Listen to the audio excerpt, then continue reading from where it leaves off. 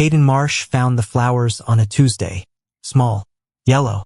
The kind you bought from a gas station for $3 when you couldn't afford anything better.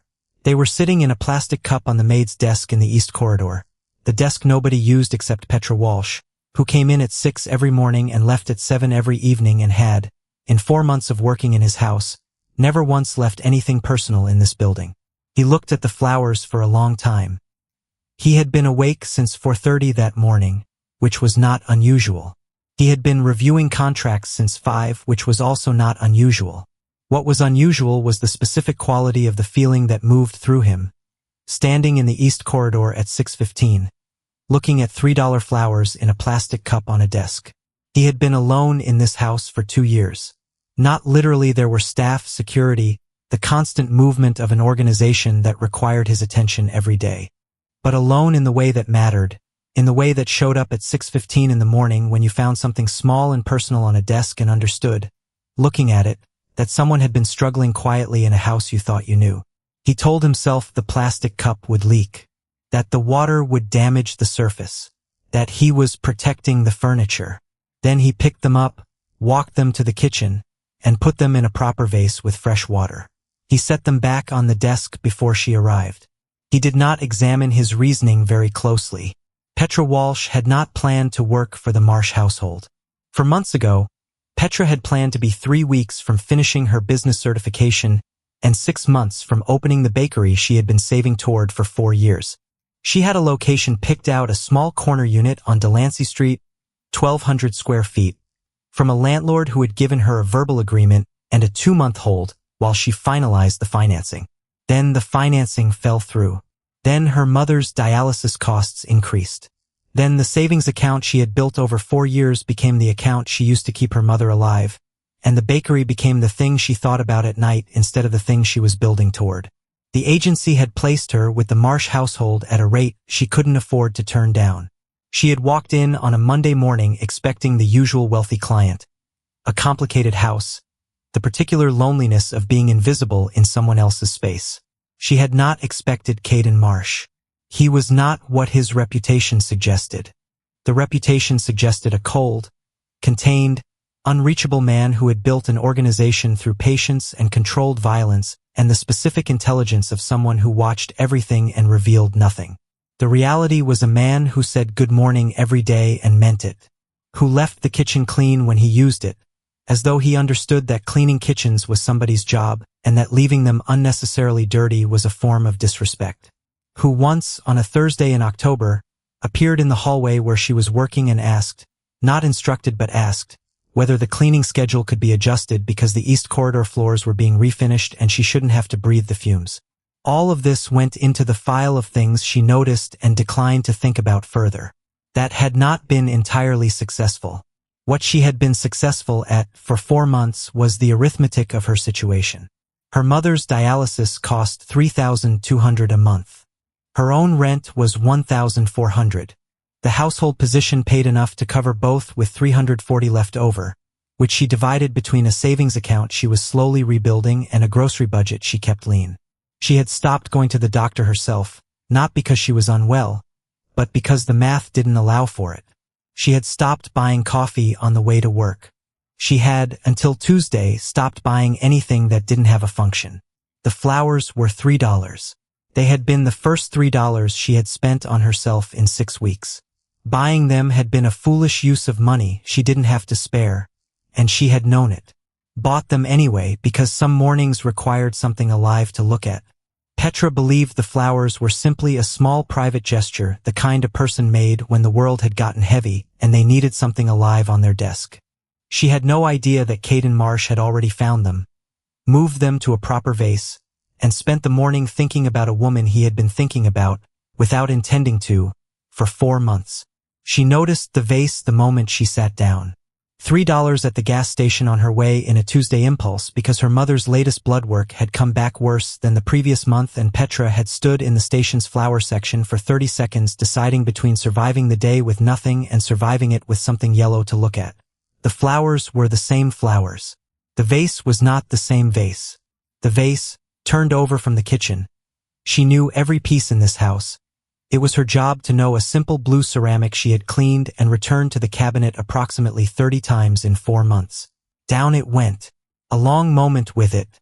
Someone had moved her flowers from a plastic cup into a proper vase and returned them to her desk before she arrived. There was only one person in this building who moved through it at the hours between her leaving and her arriving, who would have found them in the first place, who would have known which vase to use and where to find it. That thought stayed with her for a long time. Then she went back to work, because thinking about it further would cost her something she could not currently afford to spend. That afternoon, Caden appeared in the East Corridor. Not unusual, he moved through his own house without announcement, which she had learned to interpret as a form of respect rather than surveillance. What was unusual was that he stopped at the end of the corridor and looked at her desk. "The flowers," he said. "Yes," she said. "The cup would have leaked," he said. "The water would have damaged the surface." "I know," she said. "Thank you." A silence. She kept working. He did not immediately move on, which was the unusual part. Caden Marsh was a man who said what needed saying and moved, who did not linger in doorways or fill silences with noise. "How are they doing?" he said finally. "The flowers." A look at the vase. "Better than they should be," she said. They were $3 gas station flowers. They weren't supposed to last this long. He looked at them for a moment. "Some things survive longer when someone decides they're worth the effort," he said. And then he left, and Petra stood in the corridor for a moment, understanding that they had not entirely been talking about flowers. Petra thought the corridor conversation was simply an employer being courteous about a piece of household furniture. She had no idea that Caden Marsh had gone directly from that conversation to his study, sat at his desk for 20 minutes, and done something he had not done in 2 years. He had picked up the phone to call someone about the Delancey Street property. The bakery call came to her on a Friday. Not from him. From his assistant, Marcus, who mentioned it in passing while reviewing the household's weekly schedule, a mention so casual that Marcus clearly did not understand its significance. The way people sometimes say things that land like earthquakes without understanding they've dropped anything at all. Mr. Marsh had a conversation with the Delancey Street landlord Thursday, Marcus said. Something about a commercial lease. He'll want the East study cleared Friday morning for a meeting. Petra finished writing the schedule adjustment. She said yes, she would clear the East study. She did not say anything else. She thought about the Delancey Street property for the rest of the day, about the 2-month hold that had expired, about the landlord who had, very kindly, told her he couldn't wait indefinitely, about the corner unit with 1,200 square feet that was supposed to be hers and was instead, presumably, now the subject of a conversation in a study she was about to clean. This was not her business, she told herself. That lasted approximately 48 hours. On Sunday evening, her mother called. Not unusual. What was unusual was that her mother, who was 71 and had been on dialysis for 3 years and spent most of her energy managing the specific exhaustion of keeping herself alive, was laughing.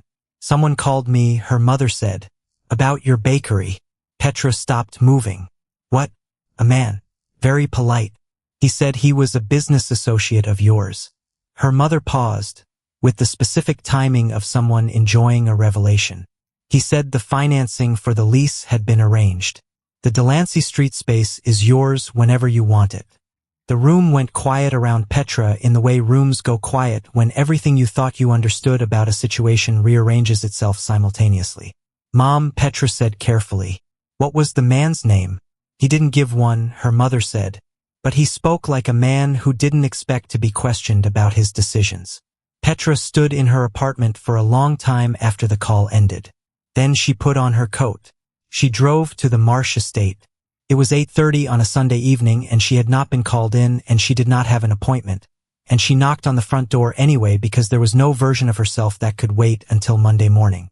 Marcus opened the door. His expression, to his credit, revealed nothing. "Miss Walsh. I need to speak with Mr. Marsh," she said. "He's in the East study," Marcus said and stepped aside. Caden had spent Sunday evening in his study expecting nothing in particular. He had no idea that the phone call he'd made on Thursday, a call he had made quietly, without announcement, as a practical matter he had decided didn't require explanation, had just arrived at the door of his house. He was at his desk when she came in. He looked up, and something in his expression shifted not surprisingly. more the look of a man who had known something was coming and had been deciding how to handle it when it arrived ahead of schedule. "You called the Delancey Street landlord?" Petra said. "Yes," he said. "You arranged financing for my lease?" "Yes." She stood in the middle of the east, studying the room she had cleaned 37 times. The room whose surface grain she knew by heart from the specific direction the light fell on Thursday mornings, and looked at a man who had just rearranged her life without asking her permission. "Why," she said. He set down his pen. He looked at her with the direct attention she had learned, over 4 months, was not performance, it was simply how he paid attention when something mattered. "Because you've been coming into this house since August at 6 in the morning and leaving at 7 in the evening and working harder than anyone I've employed, and I looked at your employment file 4 months ago and saw that you had a business plan dated 2 years before you started here, and I understood what that meant." "It's not charity," Petra said. Her voice was steady. She had decided on the drive over that whatever this was, she was going to meet it at its actual level. "I don't want charity." "It's not charity," he said. "It's a loan. The terms are in the packet I sent to the landlord. Standard commercial rate, 10-year repayment, secured against the business rather than personal assets. You'll find them fair." He paused. "If you don't find them fair, tell me what you'd change." A stare. "You drew up terms." "I had Marcus draw up terms," he said. "Last Thursday, before you called the landlord. I wanted to have something concrete to offer," he said. It seemed impolite to make the call without one.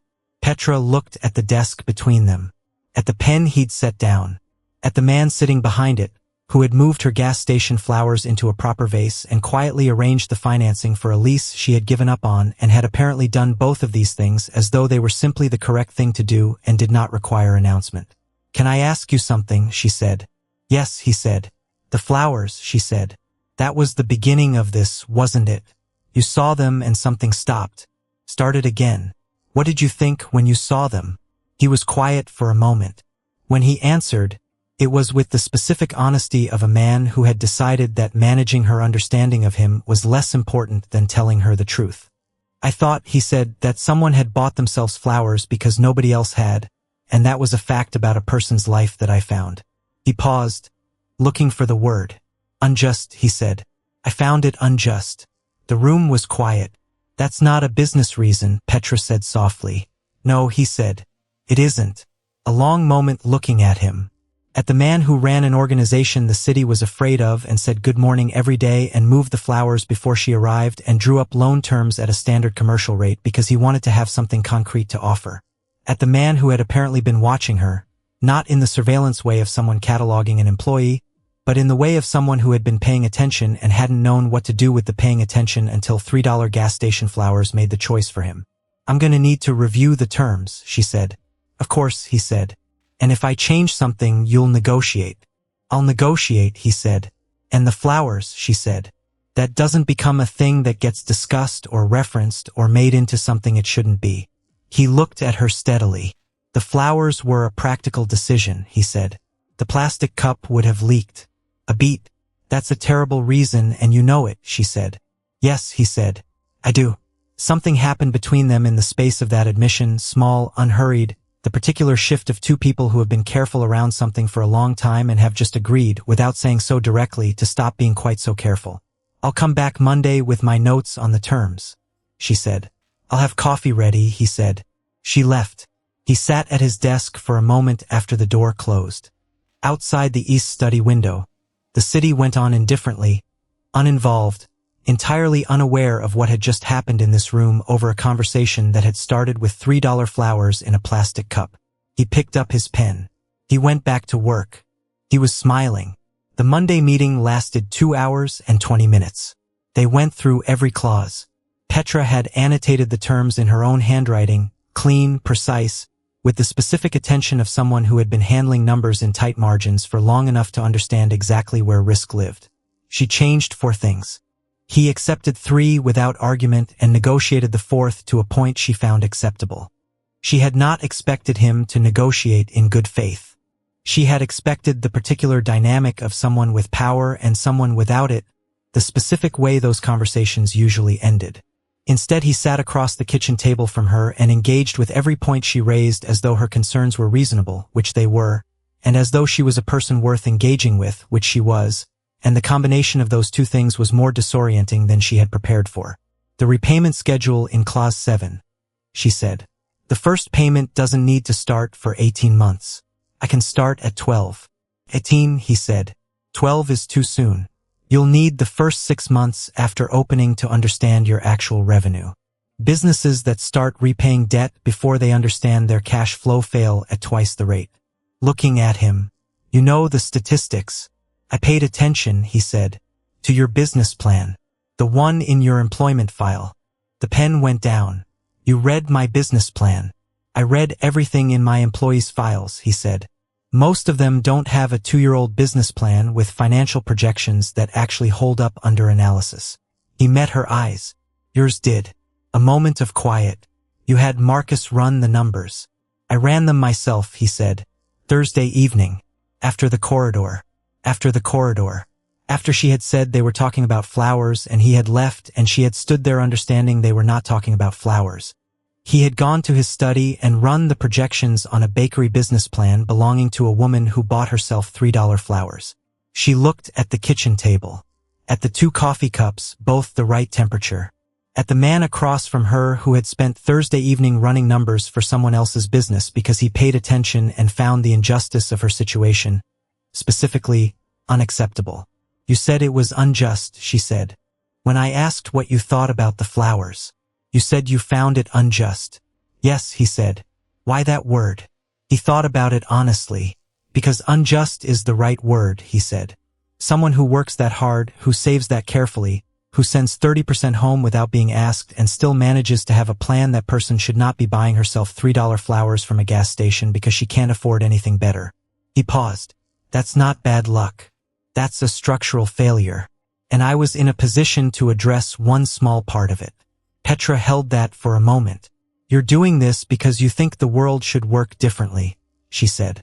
I'm doing this, he said carefully, because I found flowers on a desk and understood something about the person who left them, and I couldn't unknow it after that. The kitchen was quiet. Outside, November had moved into its final week. The trees passed bare now, the air carrying the specific cold that came before snow. I'm going to make this work, Petra said. The bakery. I want you to know that. Not to reassure you about the loan. Because I think you should know. I know, he said. I ran the numbers. You should come in when it opens, she said. I'll make you something. He looked at her across the table with an expression she had never seen from him in 4 months. Not the careful composure he wore for the rest of the world, but something quieter and more unguarded. I'll be there, he said. Folders gathered. She stood. At the door, she turned back. Caden, she said. His first name. The first time in 4 months. Something registered in his expression. Slight and certain. Petra, he said. One nod. She left. He sat at the kitchen table with his countersigned copy and his coffee and the particular quality of a morning that had become something it hadn't been at the start of it. He thought about Thursday evening and the projections and the corridor and $3 flowers in a plastic cup. He thought, some things you find and you don't put them back. He went back to work. Outside the kitchen window, the first snow of November had begun to fall, quiet, unhurried, entirely indifferent to the small and significant things that had just happened in this room. Inside, on the east corridor desk, the new flowers stood in the blue ceramic vase. Not gas station flowers. Not $3. The kind someone bought when they had decided a thing was worth the proper effort. They were yellow. She would notice, he thought. He was certain she would understand. 3 weeks later, the Delancey Street lease was signed. Petra had gone herself on a Saturday morning, with the loan documents and the contract and the particular feeling of a person arriving somewhere they had been trying to reach for a long time. The landlord had been warm, efficient. Unsurprised, whatever Caden had communicated on that Thursday call had clearly made an impression. She stood in the empty 1,200 square feet for a few minutes after the landlord left. The corner windows, the afternoon light, the layout she had sketched and revised and memorized over 4 years of waiting. $3. Dialysis costs. The arithmetic of the last 4 years, every decision in it, everything she had not bought so that something else could be paid. A man in an east corridor at 6:15 in the morning. standing over a plastic cup full of gas station flowers, deciding that a thing was unjust. The call home came next. "It's done," she said. Her mother was quiet for a moment. "Then you've been working toward this for 4 years. "Yes," Petra said. "Is it everything you thought it would be? The corner windows, the light, the empty room that was about to stop being empty." "It's better," she said, "because it's actually real." On her way home, Petra stopped at the Marsh estate. Not to work, the estate was closed Saturdays. She rang the bell. Marcus answered, looked at her expression, and said Mr. Marsh was in the garden, without being asked. The garden in November was a particular kind of honest, bare and clear, nothing performing for the weather. Caden was at the far end, which surprised her. She had not imagined him in gardens. He turned when he heard her coming. He looked at her face. Whatever he read there made something in his own expression settle. "It's done," she said. "Good," he said. "I wanted to tell you in person. I'm glad you did." They stood in the November garden, bare trees, cold air, the city somewhere beyond the walls doing what cities did. She thought about the corridor and the Tuesday and the accounting of 4 years, and she thought about how strange and specific the path from one to the other had been. How none of it had been the plan. How the plan had failed, and her savings had gone to her mother's dialysis, and she had taken a job she hadn't planned to take in a house she hadn't planned to be in, and bought flowers she hadn't planned to buy. And how, because of a $3 decision on a Tuesday morning, something she had stopped believing in had become real. "Thank you," she said. "Not for the first time. Different from the first time. You did the work," he said. "I moved a few things around. You ran the numbers on a Thursday evening," she said. "For a bakery that had nothing to do with you." He looked at the garden. "Everything worth understanding requires some attention," he said. "I paid attention." She looked at him, at a man who had told her the world should work differently and had quietly tried to make it so, without announcement, without expectation of anything in return except for her to succeed at the thing she believed in. "Come in when it opens," she said again. "I'll make you something. I'll be the first one through the door," he said. Petra believed him. Home and her own kitchen table, the one that would be her kitchen table for less time now, because the life she had been building toward was finally close enough to actually plan toward, and the feeling of being known by someone who had used that knowledge to quietly fix things. Yellow flowers in a blue ceramic vase. Some things you don't understand until later. The $3 flowers had not been an impulse. They had been the small, honest truth of where she was on a Tuesday morning in November, tired, stretched, still showing up. And somewhere in this city, a man had found that truth, and had decided it was unjust, and had done something about it. Not everything. Not the dialysis. Not 4 years of careful arithmetic. Just one thing, one specific piece, the piece that was available to him. Sometimes that was enough. Sometimes that was everything. Some people move through the world with a particular kind of dignity, not the loud, announced dignity of people who have decided they deserve better, but the quiet kind. The kind that buys gas station flowers on a difficult Tuesday and gets to work on time anyway. The kind that sends 30% home without complaining and saves the rest towards something it believes in. The kind that, when offered charity, says not charity and means it and holds the line. Caden Marsh had spent a long time in rooms full of people who wanted what he had. He had become, through necessity, very good at distinguishing between people who wanted something from him and people who simply were something. Petra Walsh had walked into his house at 6 in the morning and been exactly who she was, consistently, for 4 months. He had found the flowers on a Tuesday. He had moved them to a proper vase. He had told himself it was about the furniture. Some things you understand quickly. Some things you understand through accumulated attention, through the slow evidence of small details. A plastic cup, a business plan dated 2 years before she walked in, a dialysis payment she didn't mention to anyone. He had understood, eventually. He was glad she came back on Sunday evening. He was glad she was the kind of person who did. Here is what I want to leave you with before you go. Not a question, a thought. Some people take care of everyone around them and nobody thinks to take care of them back. They just keep showing up. They keep doing the work. They buy themselves flowers when the week gets heavy, and they come in at 6 in the morning, and they hold the line. If that is someone you know, or if that is you, I hope someone moves your flowers into a better vase.